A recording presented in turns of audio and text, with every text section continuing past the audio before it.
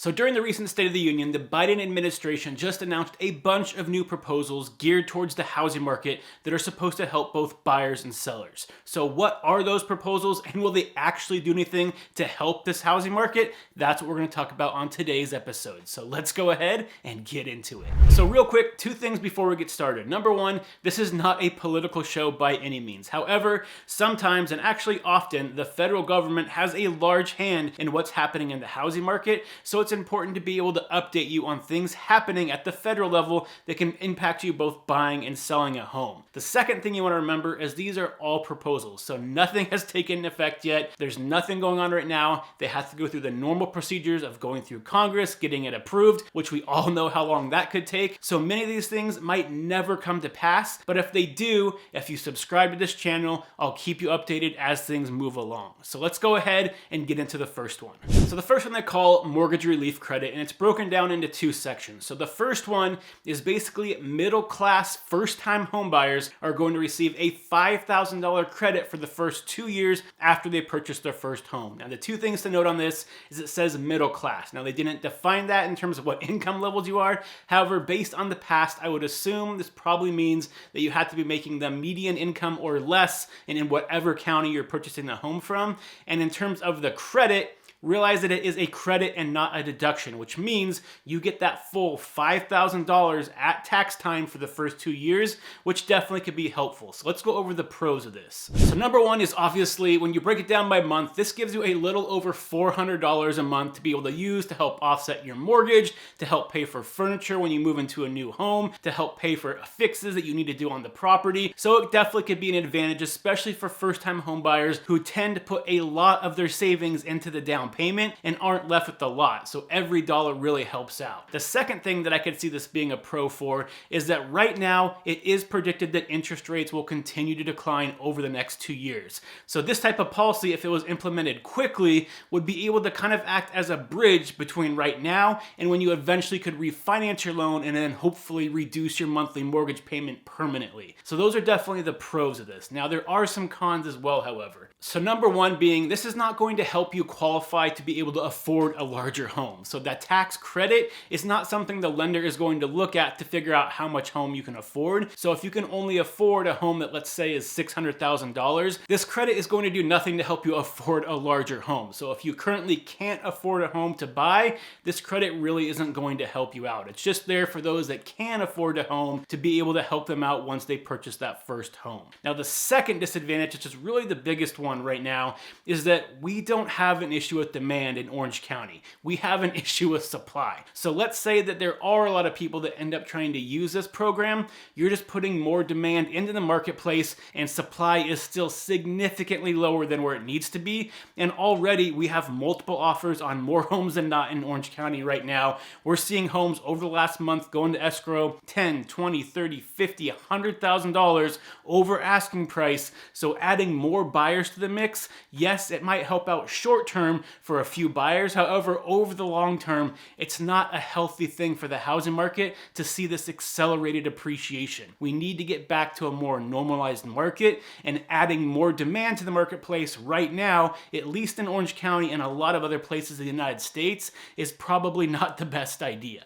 So the second part of this program is actually geared to the selling side of things. So on this program, it's offering $10,000 to middle-class families that sell their starter home to another buyer that's going to actually occupy that property. So that's a mouthful, but a couple explanations here. Again, they say middle-class family, they don't define it. I would probably assume it's someone making median income or less. And when they talk about starter homes, at least they define that. And they said the home's price needs to be at the median income in the county you live in or less to be considered a starter home. And then someone that's going to occupy the property. So it can't be an investor or a flipper. So the whole goal of this program is basically to get investors out of the most popular market, which is the starter home market, and be able to get people that actually want to live in the home a little bit better shot of getting that house. house. So by only offering that $10,000 to the seller, if they sell it to someone else that's going to occupy the property, it really puts the investor at more of a disadvantage. So already when an investor comes in to bid on a property, typically they're going to offer a little bit less because they're going to give you the convenience of a faster escrow, oftentimes a cash offer, to basically be more enticing to take a slightly lower price instead of some other offers that might be a little bit higher. However, they're more risky and take longer to close. So this proposal will help at least make the playing field a little bit more equal. So let's say that a standard buyer offered $10,000 over what the investor offered. Maybe the seller takes that investor's offer because yes, it's a little bit less. However, it's a quick escrow, it's a little bit less hassle,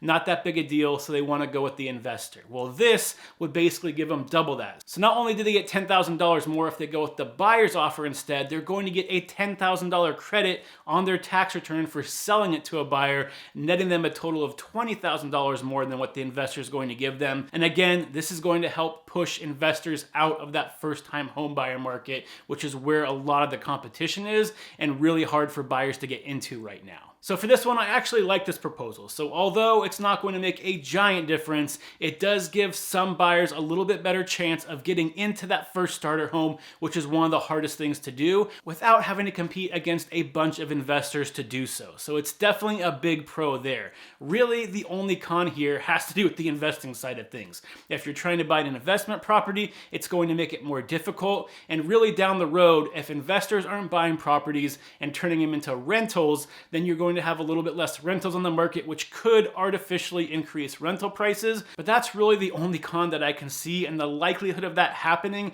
is probably pretty low because the number of homes that investors are buying, especially in Orange County compared to some other lower price markets, is going to be relatively few. So I don't think that's going to be a major issue. So this one, although it's not going to be a giant benefit, it will definitely benefit some home buyers and give them ability to get into a home that they might not otherwise have been able to. Okay, so now on to the second proposal. So for this one, this is going to be down payment assistance for first generation home buyers. Now, California rolled out a program very similar to this last year, and it was by far the most popular loan program I have ever seen. So they thought the funds for it was going to last for at least a few months. They went through it in 11 days. So there is a lot of demand for programs like this, and what it basically offers is if you're a first generation home buyer, so whoever's on the loan, their parents can't own any property, then you're going to get up to $25,000 to use as a down payment to be able to purchase a home. Now, the details here are very sparse, so we don't really know what all is going to be required, if that $25,000 is going to be a grant that you don't have to pay back, or if it's something that, like the California program, you'll pay back once you sell the home. So hopefully they give us a little bit more detail there. But this program, as the name implies, is really just meant to get first generation home buyers into the market and get them into their first home. So obviously the pros of this is you're getting people that maybe couldn't afford to save up that down payment into a house, and really the only cons has to do with that demand side of things that I talked about earlier. If you're adding more demand into the marketplace, especially in that hot segment of starter homes, you're just going to be increasing home prices for everybody else trying to purchase those homes. So in the long run, is it a good idea? We'll have to wait to see how many people can take advantage of it, but overall, anything that increases demand right now in today's market, in the long term, is probably not going to help the housing market get to a more stable level. So the third proposal is basically going through and eliminating or reducing some fees that are involved when you try to get a mortgage. So for instance,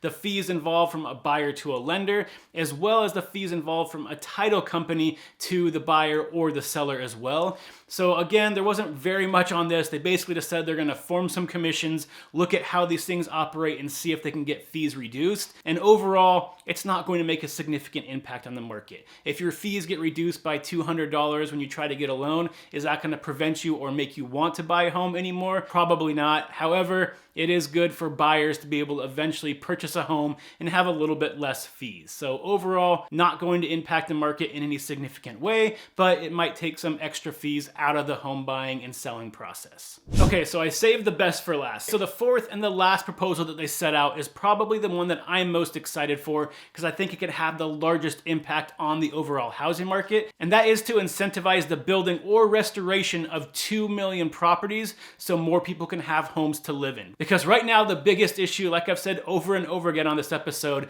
is supply. We just do not have enough supply in the United States to be able to meet demand. Depending on which study you're looking at, we're anywhere from 3 to 7 million homes short of actually being able to meet the supply numbers we need to see that market balanced out. So this proposal is basically trying to get 2 million more homes on the market. Obviously, it's not going to happen overnight. This would probably take place over maybe a 10-year period. But anytime the government can incentivize homes getting on the market, especially in today's environment, is going to eventually lead to a healthier housing market. So how are they going to do this? There's a couple ways. So the first way is they're going to give tax credits to builders to either renovate or build new homes for people to rent out. The second way is called the neighborhood home tax credit, and that's an incentive to help build or preserve 400,000 single-family homes for people to live in. The third way is they're proposing $20 billion to help get multifamily units built, as well as decrease the barriers to be able to get homes built in the first place,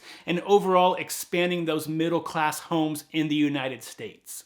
And the fourth and final way is they're going to increase how much the federal home loan banks need to contribute to the affordable housing program from 10 to 20%, which is going to increase those funds by about $3.8 billion, which again is going to help build and preserve more middle-class homes for those that need it the most. So like I said before, this is the part of the proposal I am most excited for, and even though it's a very long time frame for all of this to take place, if this does happen, it will help at least increase the odds of buyers being able to get into a property without having to worry about multiple offers on every house, appreciation happening at 5, 10, 15, 20% a year, and we can finally get back to a healthy housing market that's chugging along, where buyers are going to have a little bit more choices, have a little bit more time to be able to select which home they want. Sellers are still going to be able to sell their home, but it might take a few weeks or maybe a month or two to be able to get their home off the market. And that is going to lead to appreciation numbers that are a lot more sustainable, and they're going to be able to have wages be able to keep up with how much homes are going up in value. And that's ultimately what we want, is a healthy housing market that we don't have to worry about when's the next bubble coming.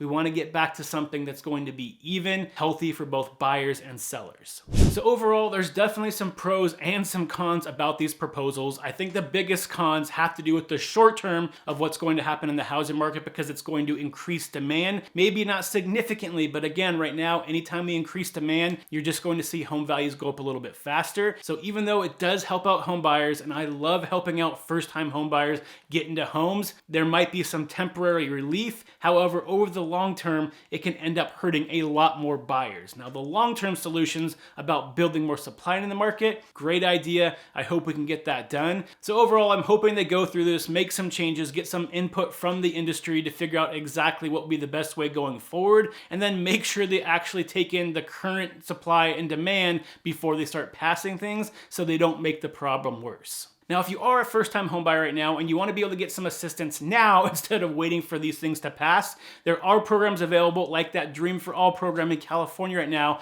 that I referenced earlier, where you can get up to 20% down payment assistance. However, their application opens up on April 3rd, and you need to talk to a lender, get a letter of recommendation before you apply for that before April 3rd. So if you haven't done that already and you want to learn more information about the program to see if you qualify for it, check out this video right here, because I talked to one of my lender partners. We go through everything that you need to know to figure out if you qualify for that program, and then you can take the next steps before April 3rd. So until next time, stay happy, stay healthy, and I'll see you on the next show. Bye, everybody.